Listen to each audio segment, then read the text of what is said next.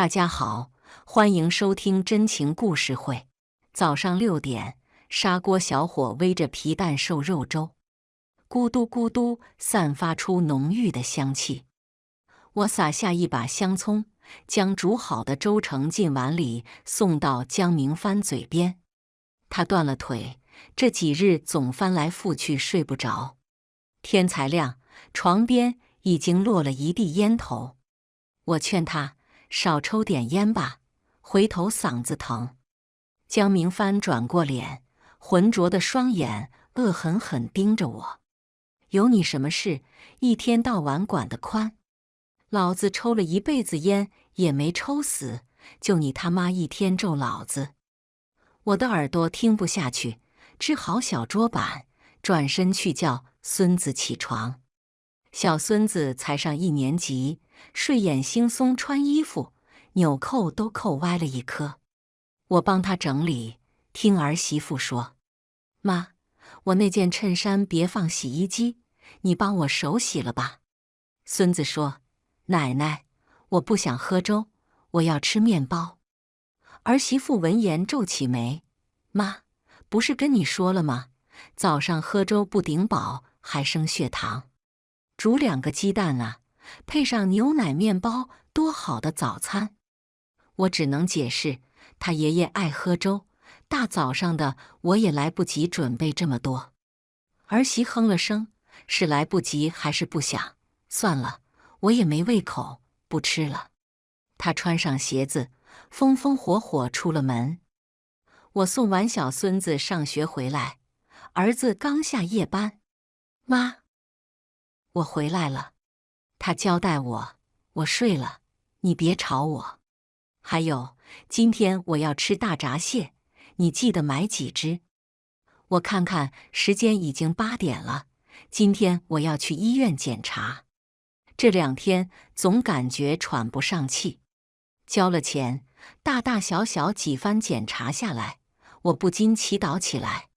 千万不要有什么事，儿子结婚已经掏空了家底，小孙子还小，正是用钱的时候，我不能成为他们的负担。老天听到了我的祈求，我没什么大病，只是肺上长了个小结节。医生叮嘱我，还是要治疗，不确定良性恶性，后续要是长大也有肺癌的可能。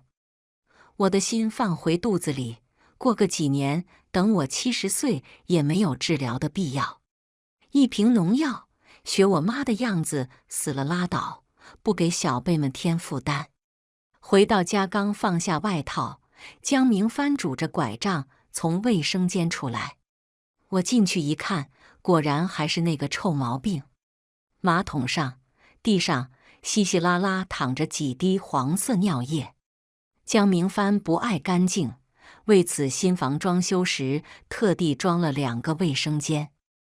我沉默地刷着马桶，却见江明帆跌跌撞撞跑来，手里拿着从我外套里翻出来的发票。他不可置信地看着我，1049。我点点头，下一秒一个耳光忽然向我袭来，只觉得一阵天旋地转。我看着江明帆的嘴巴一张一合，却听不见他在说什么。儿子结婚后，我以为自己不会再挨打，我以为这辈子的苦难都到了头。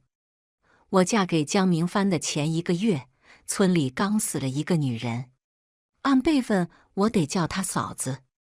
就因为可怜孩子，给孩子吃了个鸡蛋，就被她男人活活打死了。我也想不明白，孩子又不是野种，一个鸡蛋也吃不得吗？那男人肯定很坏。但相反，他风评很好，别人提起来都说他老实，乡里乡亲找他帮忙，有求必应，就是自家有困难也得帮朋友。也是这么一个人，活活打死了自己的老婆。说起来，大家都觉得可惜。没人说了我和江明帆的亲事，他家给我家办头猪，我到他家去做老婆。有一天晚上，我爹喝了很多酒，他说我要到别人家去，以后累死累活是别人家的老黄牛，家里一点便宜占不着。越说越气，越说越急，抽出灶堂里的火钳就要打我。我抬手挡了下，手臂被烙出筷子长的伤，真疼啊！疼得我拔腿就跑。我穷，一辈子没读过书，不认识字，也不开化，不知道女人有什么路能走。我跑来跑去，跑进了一条死路。彼时我和江明帆尚在浓情蜜意中，我跑到了他家里。江明帆第二天就把那头借来的猪扔给我爹，告诉我爹以后我李桂兰就是他家的人。后来为了这半头猪，江明帆每次打我都要说：“你是我半头猪买来的，我就是打死你，你也得受着。”我嫁给江明帆才知道他家也很穷，不仅穷，江明帆还异想天开，做着一夜暴富的梦。结婚半年，他就伙同别人到江西做生意，再回来是3年后。他不仅被人骗光了本钱，还欠了100来块的外债。100来块，在那个时候是天价了。似乎是被打击到了，江明帆从此一蹶不振，每天只知道在家里喝酒抽烟，和村里的二流子混在一起。家里的粮食刚收下来，除了卖去还债的，剩下的还没进蛇皮袋里，就被他许诺借给别人。我挺着大肚子，刚卖完稻子回来，打开蛇皮袋，粮食已经见底，搜罗都不够晚上一顿饭。我一屁股坐在地上，拉着江明帆的袖子，让他给个说法，让他去把粮食要回来。动静闹得很大，江明帆自觉丢了面子，拖着我的头发将我拖到家里，锁上门，不住用拳头击打我的头部。很快，我的头就肿得看不出人样。江明帆把我扔在地上，警告我，再管他的事就把我打死。因着挨打，我早产了，生下了我的女儿。我从眩晕中回过神，才想起来，我已经很久没见过女儿了。儿子把我送到医院，一边指责江明帆这么大岁数了还动手，一边责怪我：“妈，你也真是的，你哪里不舒服跟我说呀？我带你去诊所看看。你不知道医院都是骗钱的吗？”其实我说过很多次，儿子总说过2天，过2天，过2天，成了没影的2天。一通检查下来，白细胞有点高，医生说我体内有炎症。再往细了查，要花大价钱。儿子不大愿意，匆匆的补习班过2天就要交钱了。其实我知道是那方面的病。江明帆不干净，就连累我总有炎症，彻夜难眠的痒，还有火烧一样的疼。我悄悄把医生拉到一边，大夫，给我开点女人用的药。医生拒绝了我，没有确定病因，他不能开药。声音有些大，儿子听见了。他和江明帆一样，都嫌弃我丢脸，此时背过身子。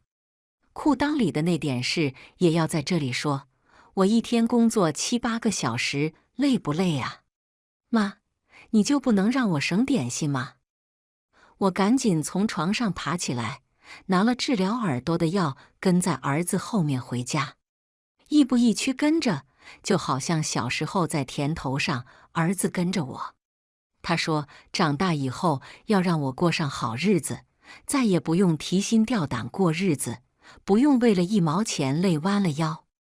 我走着走着，眼泪就掉了下来，再走着，就有什么从下面掉了出来。我想，我还是应该去看看。那是女儿出生之后的事，因为早产，女儿只有3斤多，小猫似的，呼吸微弱，人人都说养不活。江明帆也让我扔了，明年再生个儿子。可我舍不得，这是我的第一个孩子。月子里第3天，我下地了。我从村头走到村尾，借来小米熬米汤，一点一点灌进她嘴里。女儿活了过来，她从猫那么大长到5斤、10斤、15斤，会叫我妈妈，会在我干活时安静地趴在我背上。她是个很乖的孩子。女儿3岁时，我又怀孕了，这次倒是个儿子，可他没活成。江明帆染上了赌博，他很快又把家里的粮食输了出去。我去坐庄的人家里找他，江明帆不由分说对我拳打脚踢。于是那个孩子一生下来就是死的。江明帆骂我晦气，我想离婚。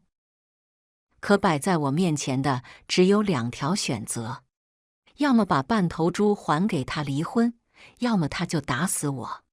我抱着女儿选择了过下去。几年后，我又怀孕了。江明帆如愿有了儿子。这次没躲过计划生育，我还没下床就被大队的人拉去安了节育环。江明帆蹲在外头唉声叹气，可惜了，没多生几个儿子，没用的女人。他很快找了一个姘头，是村里的寡妇。每天半夜，江明帆都会偷偷跑出去和那个女人私会。我早就死心了，只想拉扯2个孩子长大。可家里太穷，孩子饿得两眼发昏。那天赶集卖完韭菜，女儿饿得走不动路。我向她许诺，等回到家，家里的母鸡下了蛋，我就煎一个荷包蛋给她吃。为了这一个鸡蛋，江明帆把女儿抱起来，直接扔了出去。他大骂女儿是下贱货，嘴巴馋得没边。我去劝，却被打破了头。那一刻，我终于明白了那个为了一个鸡蛋被丈夫打死的女人。可我不能死，我还有1双儿女。我不住求饶，终于平息了江明帆的火气。当天晚上，女儿发起高烧，不住吐黄水。我知道，如果得不到医治，她必死无疑。我提着镰刀找到了寡妇家。那是我唯一一次和江明帆对着干，虽然还是被他打了一顿，但我的镰刀砍伤了他的胳膊。江明帆被我的狠绝吓了一跳，当天晚上跟着我一起借钱，凑到了女儿的手术钱。我背着女儿走了一夜，走到县城。那段路上有什么从我的身体里掉了出来。很久很久之后，我才知道那叫子宫脱垂。儿子开始打听我到底有多少钱。妈，你给我交个底。我存了些私房钱，是早些年江明帆出门打工，我在家里种地存下的。见我不回答，儿子也生气了，他愤怒地质问我：“你是不是打算把钱都留给我姐？既然如此，你找他给你养老去吧。”我抬起头，第一次觉得自己的儿子这么陌生。儿子看见我满眼的诧异，也有些心虚，半真半假向我解释：“妈，不是我小气，是之前我姐离家读书，你给了她3万。可是你看这么多年，我姐管过你吗？不都是我在照顾你？你要是现在还瞒着我，那真是伤了儿子的心。”我喉咙干涩，说不出话，沉默了良久，才缓缓道：“我只给了你姐姐3万，你呢？你读书买房买车，我又哪里没出钱？你的花费比你姐姐多得多，你有什么脸指责我给你姐姐花得多？”儿子哑口无言，最后落下一句：“既然如此，你去找我姐好了。”他说罢就拨通了女儿的电话，久违的我听到了女儿的声音：“喂。”儿子没好气地说：“你把妈接走吧，她在我这过不下去了。”我在房间里收拾东西，江明帆对我颐指气使：“老太婆，帮我擦擦身子。”我看着这个男人真是厌恶极了，破天荒的，我没有听他的话。江明帆挣扎着要起来打我，却因为拐杖被我扔在一边，不得不作罢。江明帆，你的腿真是因为钓鱼摔断的吗？他愣了愣，回答：不然呢？我揉揉膝盖，因为常年劳作，一到阴雨天就疼。其实我知道，你是因为跟女人偷情，被她丈夫追着打，踩空了楼梯才摔断的。你瞒着我，儿子也瞒着我，可我都知道。我活了一辈子，时时刻刻都在装糊涂，可现在我装不下去了。江明帆，你真让我恶心。江明帆定定看着我，他还想如同以前一样追着我打，可是他老了，多年的放荡生活让他外强中干。我们都老了，他也不一定打得过我了。江明帆喘着粗气，告诉我，儿子才是保障，女儿都是嫁到别人家的赔钱货，我倒要看看他能养你到几时。我没有说话，我同他吵了一辈子，早已厌烦疲倦。我只是不知道要以怎样的面目去见我的女儿，一个没文化的、满身是病的、半辈子浑浑噩噩的老太太。仔细算算，我和女儿差不多10年没见了。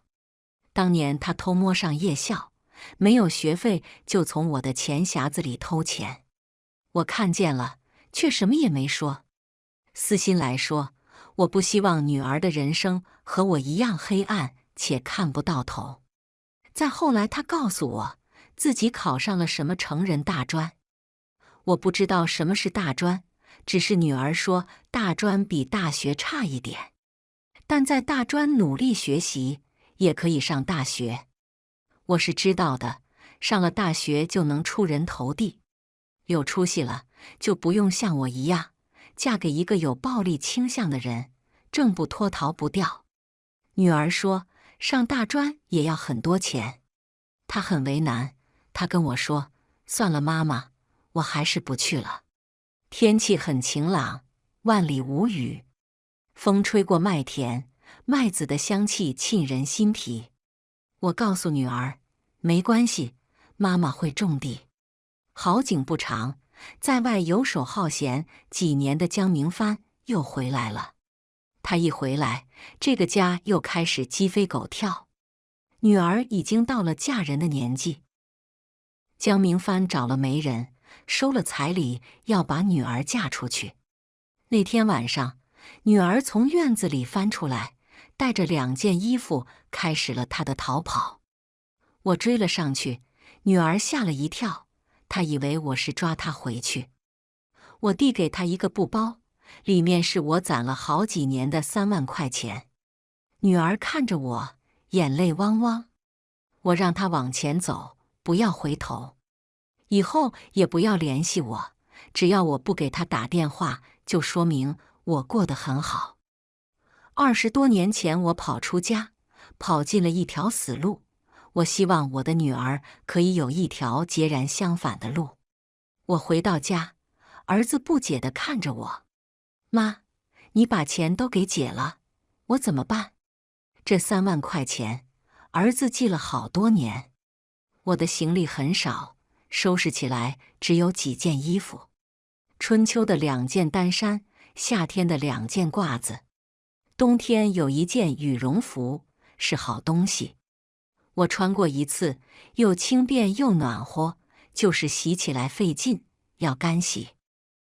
1次30块，我一直没舍得穿。我把羽绒服仔细地叠好，收进包里。江明帆拄着拐一把，将衣服抽了出来。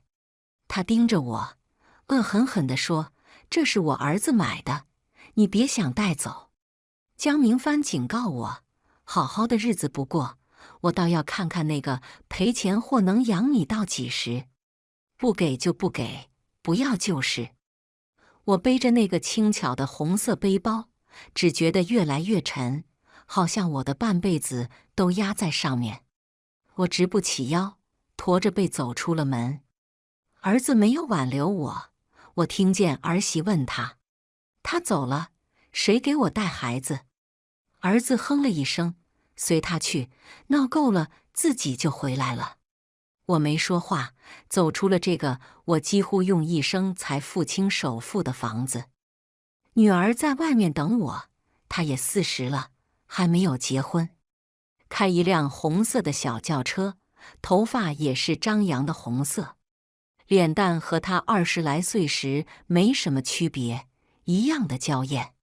其实女儿大专毕业后回来过，那时候她刚刚工作，只是一个小文员。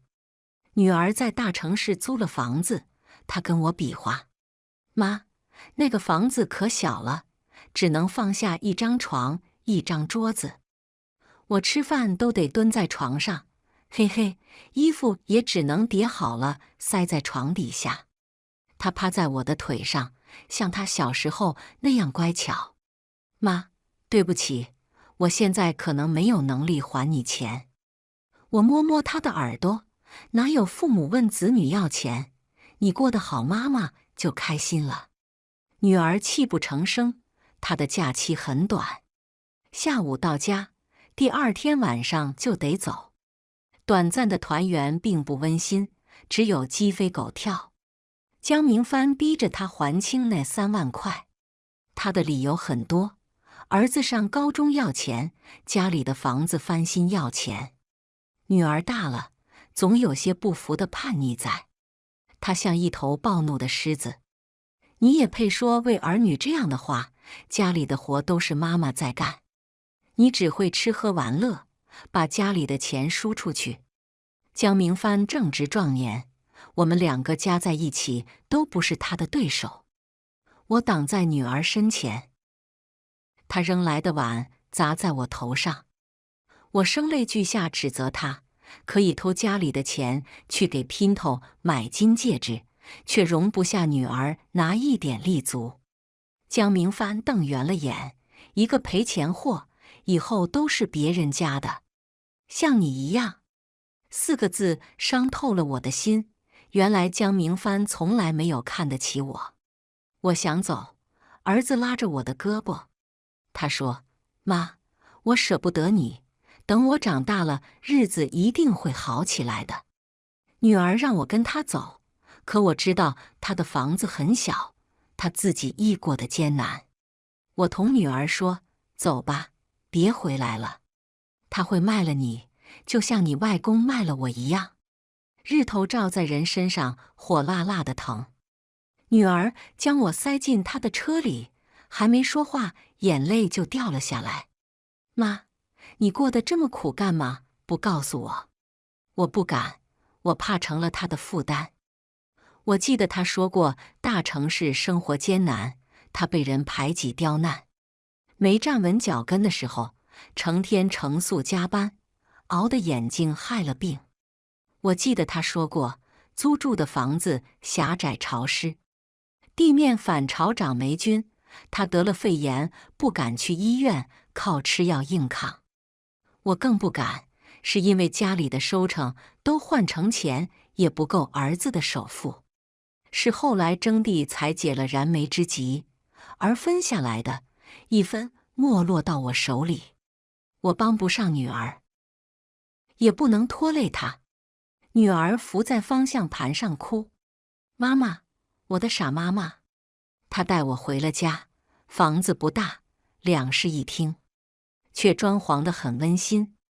女儿养了2只猫，都是她从小区捡来的。她记着的，小时候哭闹不止。我把家里的狸花猫放进她的被窝，女儿就不哭了。那只狸花猫聪明伶俐，只靠外面的猎物就能过活，它很亲近我。后来江明帆想把它吃了，他说一只畜生有什么好惦记的。女儿躲在被窝里偷偷哭了一晚上，我走了1晚上的路，把狸花猫扔了好远好远。第2天江明帆没找到猫，气得要打我，却又因为地里的包谷要收作罢。女儿和我在玉米地里扒包谷，我偷偷同她讲：妈妈把狸花猫扔了，扔了很远。女儿沉默着，只有红肿的双眼，干涸的泪痕。我问她：“你会不会怪妈妈？”女儿哽咽着：“扔得好，扔得越远越好。”是啊，走吧，走得远远的，永远不要回头。我手里的包被女儿接过，她翻了翻，里头只有几件衣服和一张存折。于是咬着牙：“妈，明天我们去买新衣服。”我局促地坐在沙发上，妈住在你这会不会不方便？女儿突然笑了出来，她抱着我：“妈，我已经有能力给自己一个家了，给我们一个家。”她带着我一起刷短视频，总有催泪视频。女人这辈子是没有家的，她在娘家借住18年，在夫家贡献一辈子，最后被几个儿女赶来赶去。到咽气那天，也不知道自己活个什么劲。我觉得很有道理，又没有道理。我的女儿很好，她会让我在这个房子里安安稳稳的老去、死去。她会陪我看云起云落，会有2只猫在我身边嬉闹。可是凭什么呢？凭什么江明帆可以痛痛快快享受一辈子？凭什么一切都给了儿子？最后，我这把老骨头却要让女儿负担。世上不该有这样的道理。第2天，我习惯性的早起，为女儿做早饭，她却挽着我，温柔地说：“妈，咱们今天不能吃早饭，去看病，去看看女人的病。”我又一次躺在了医院的病床上，面对检查单，女儿并不看金额。我想起上次躺着这，儿子说我不懂事，只知道浪费钱，钱浪费在因为生育落下的病。医生说我感染了 HPV， 有些为难地看着女儿。女儿只说治，她可以没有钱，却不能没有妈妈。那一刻，我打定了主意，我不能留在这。等了2个月，儿子终于给我打电话，他的语气并不好，带着几分埋怨和责怪：“妈，你还没闹够吗？该回家了。”透过屏幕，我听见儿媳妇的抱怨：“爸在家什么都不干，就等着人伺候。我又要接送孩子，又要上班，让他在家做个饭都不行。你再不回来，我就带着孩子回娘家了。”儿子没说话，只是面色不好，就那么静静地看着我。女儿气不打一处来：“妈是你们的奴才吗？什么都要妈做？我告诉你，妈就跟我过，她不会回去的。”我打断女儿的话，收拾起自己的东西：“你来接我吧，我跟你回去。”妈！女儿发出一声尖叫，圆圆的杏眼直直瞪着我，最后恨铁不成钢地从牙缝里挤出一句话：“你就那么放不下那个家吗？”我点点头，在女儿失望的眼神中，把那个轻巧的红色背包挎上肩膀。女儿不再说话，只是抹了抹眼泪。我现在确定了，在你心里我还是没弟弟重要。不是的，我不知该怎么解释，只是觉得他们享受了我用一生摘下的果实，怎么能什么都不付出？我坐上儿子的车，又回到了江明帆身边。他看上去很不好，脸色灰灰的，那条骨折的腿过了2个多月还没好，外皮看着鼓鼓囊囊的，脚面更是有了创口。江明帆嚷嚷着要吃黄鳝，他浑浊的双眼盯着我，要新鲜的，自己杀。我不爱吃黄鳝，处理起来麻烦。黄鳝滑溜溜的，摸着蛇一样，叫人心里发寒。我爱吃鸡肉，做小炒鸡，放青红辣椒，烧得辣辣的，每一块肉都裹着酱汁，咬起来满是韧性，唇齿留香。所以我没听江明帆的话。我翻出他的养老金，买了一桌子自己爱吃的。江明帆挣扎着要来打我，可他的腿实在不争气。我轻轻一脚，他就摔在地上，拖着伤腿，哎呦哎呦叫唤。江明帆叫嚣着，等他好了要打死我。可是他好不了了。江明帆伤了腿，还惦记着他的相好，那个寡妇张秀。她比江明帆大了3岁呢。早在我没嫁过去时，他们就在一处厮混。张秀的丈夫死了之后，更是明目张胆。然而张秀比我聪明，她看出来江明帆是个烂泥扶不上墙的废物，所以她享受着江明帆的好，却从来不提在一起，就是3婚也没轮上江明帆。如今第3个丈夫也死了，张秀又成了寡妇。江明帆拖着断腿去给他送饭，全然忘了自己的腿是被谁打断的。他理直气壮地指挥我，下次别放辣椒了，秀不能吃辣。我嗯了声，知道了。江明帆才满意，这样的我才是他熟悉的、听话的、懦弱的李桂兰。江明帆走后，我把他的养老金、征地剩下的钱全部捏在了自己手里。我去医院复查了身体，得到了自己的病已经好多了的消息。于是我又晃荡着出了医院门。天气凉了，我给自己买了几件好衣裳。看着镜子里那个干瘪的小老太太，才觉得有了点人样。做完这一切，我才慢慢走到了小区。以前我总是很忙，忙着家里的大事小事。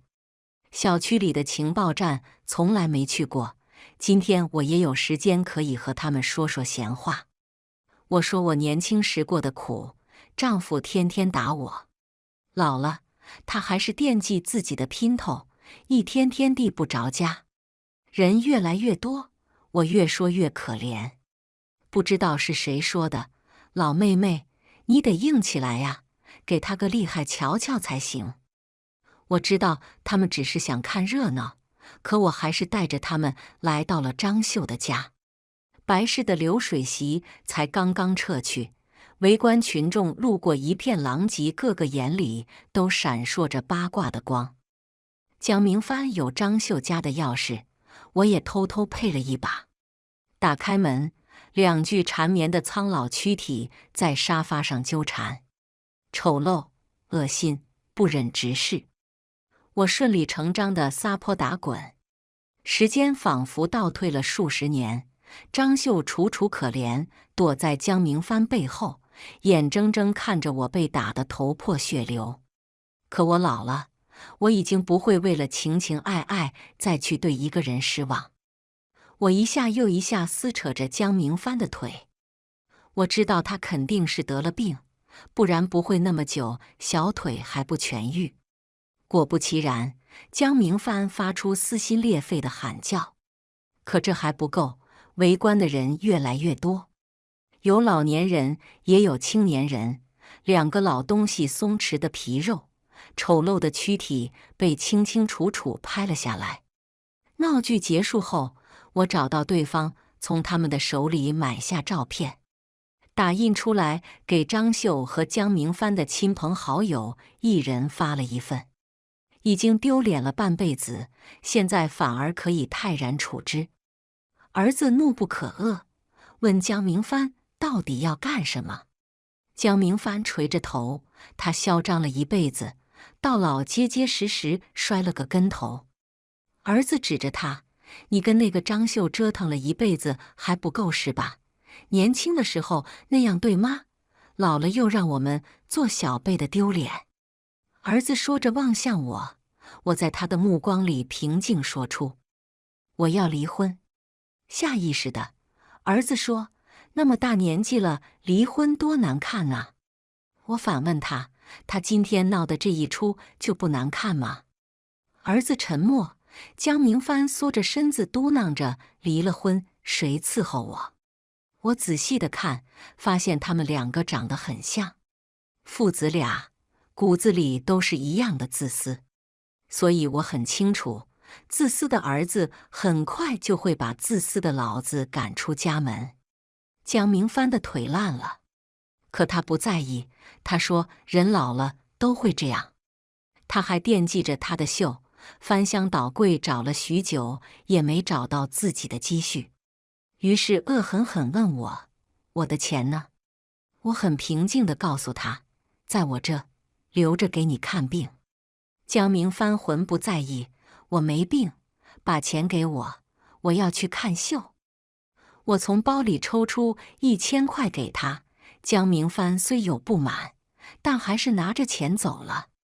别看他们好了几十年，江明帆也防着张秀，怕他不给钱，他的秀就不跟他好。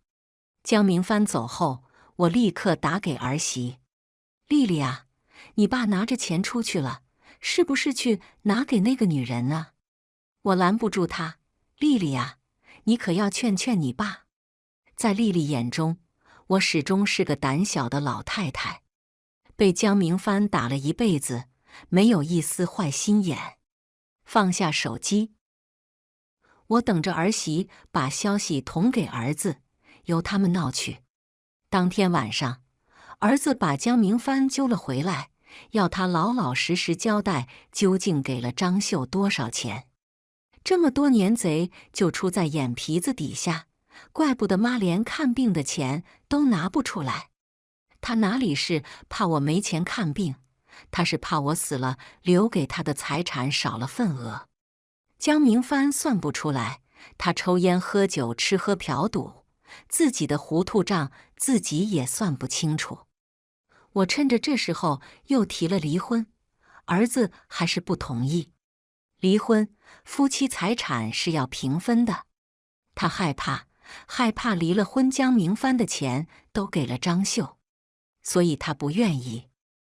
儿子看了看江明帆的腿，那条腿本来就烂了，又被我抓得血肉模糊，看不出一点好样来。他恶毒又畅快地说：“让你接济那个老女人，你自己看病去吧。”江明帆开始日夜叫着腿疼，像我从前翻来覆去睡不着，浑身都疼。可他的钱都在我这里。江明帆求我，他跪在床上不住道歉：“桂兰，桂兰，我对不起你。以前是我猪油蒙了心，放着你这么好的女人，不要跟那个姓张的好。你打我骂我都行，求求你了，给我治治我的腿吧，我疼啊，疼得受不了了。”我静静看着，听江明帆叫了一夜又一夜，终于儿子受不了了。我拿出江明帆的养老金，让儿子给他治病。江明帆动手术那天，张秀也来了，他提着果篮和鲜花。笑话我还是太心软了，如果是他受了那么大的罪，肯定看着江明帆活活疼死。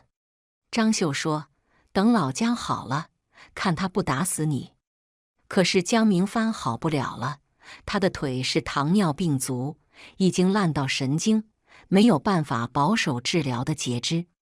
张秀不知道什么是糖尿病足，还觉得江明帆是小病。他惦记着江明帆的养老金，每天都来医院看他，撺掇着江明帆立遗嘱，把财产都留给他。一碗一碗的小米粥喂下去，机器不住报警。医生气得骂娘，江明帆还要护着他的老寡妇。儿子把张秀赶了出去，他来不及看到江明帆吐血的样子。江明帆总算想起我劝他的话：“少抽点烟吧，老了肺得病了怎么办呢？老子抽了一辈子烟也没事，就你天天咒我，信不信我打死你？”江明帆怔然看着那滩血，他的肺上满是阴影，已经多处转移，是肺癌，且命不久矣。我忍不住弯了嘴角，江明帆面如死灰，却还要逞强：“我还有儿子，儿子会给我治的。”儿子为难地看着我，我知道他是个好面子的人，要给他一个理由，顺理成章把亲爹赶出家门。江明帆截了腿，养老金还剩8000多。儿子打算着卖房给他治病，儿媳和他吵得不可开交。你要是敢卖房，我们就离婚，把我的那一半给我，随便你怎么给你爸治病。江明帆大气不敢出一声，他只要发出一点声音，儿子就会对他大吼大叫，暴躁的样子让他仿佛看到了年轻的自己。最后，儿子和我商量着用我的养老金还有征地上的那些钱给江明帆治病。他泣不成声，一如小时候让我可怜的手段。妈，你帮帮我，我不能不孝啊！我没有答应他，只是隔天在房间里把手机声音开到最大。我老了，不知道自己耳背的毛病，总是大声地说话。我装模作样的和女儿聊天：“闺女，我中了彩票呢。对，存了死期，我可不想给江明帆用。我想和他离婚，你弟弟说了，要是离婚财产得平分。我不想和他平分，也不想给他治病。反正这些年他也给了张秀不少钱，这病又治不好。离了婚，让那个老寡妇照顾他到死有什么关系？我想好了，你弟弟要是不愿意，我就还去你那。谁给我养老，100年之后我的钱就给谁。我老了，总该过几天好日子。当牛做马一辈子，老了我也想出去旅游，凑凑你们年轻人的热闹。说完，我按下女儿之前给我发的语音：妈，只要你想，我随时接你回来。门外，我听见儿子踢到桌角发出的痛呼声。第二天，一切就变了。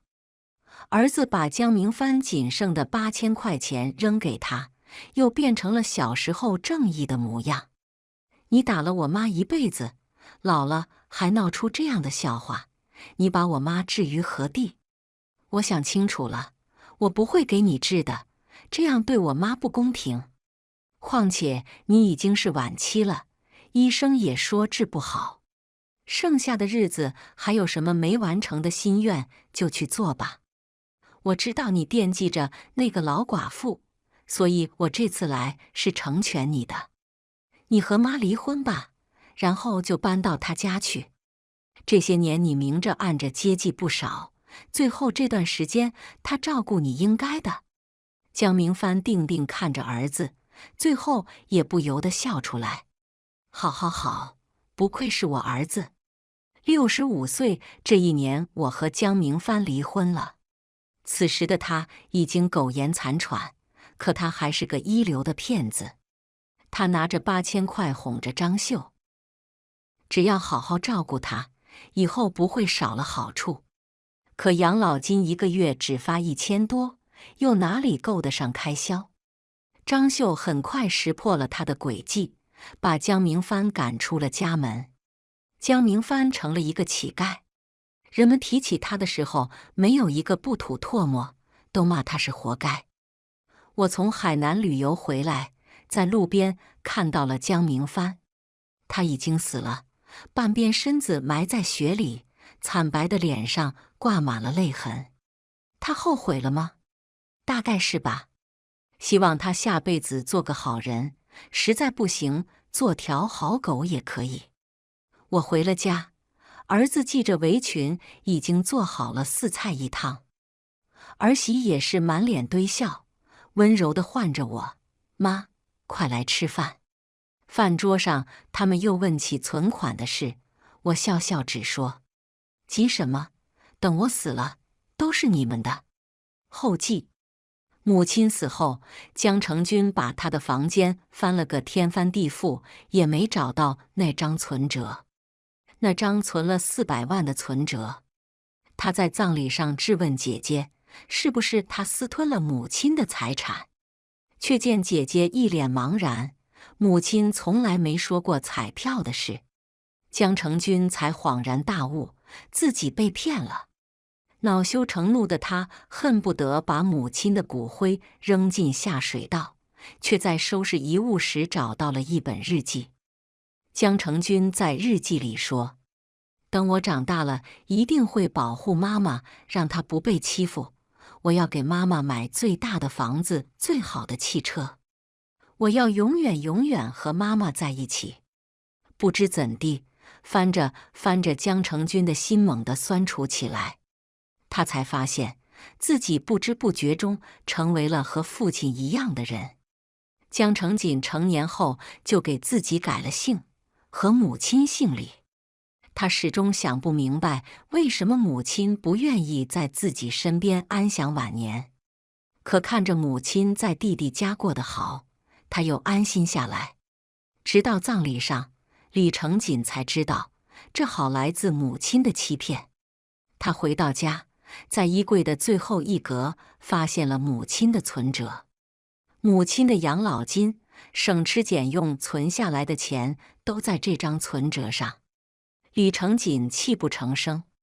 李桂兰给儿女都留了最好的东西，